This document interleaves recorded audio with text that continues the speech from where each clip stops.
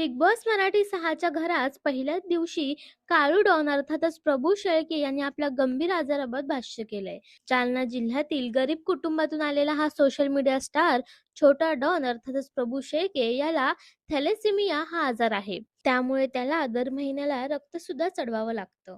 या आजाराच्या उपचाराचा खर्च खूप मोठा असल्याने त्याच्या आई वडिलांना शेती देखील विकावी लागली आहे. त्याचबरोबर पहिल्याच दिवशी आपण पाहिलंय, की प्रभू शेळके म्हणजे छोटा डॉन हा बिग बॉसकडे साखरेची मागणी करत होता.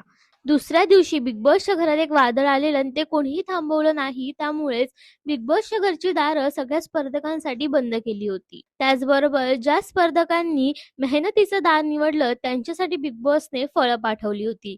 पण प्रभू शेळके असं म्हणतोय, की बिग बॉस मी फळं खाऊ शकत नाही. माझ्यासाठी तुम्ही प्लीज चहा पाठवा. चहावर मी जगू शकतो. बाकी मला काही नको. अशी विनवणी काळू डॉनने बिग बॉसकडे केली होती. तर आजच्या भागात आपल्याला पाहायला मिळणार आहे, की बिग बॉसने काळू डॉनसाठी चहा पाठवलाय की नाही?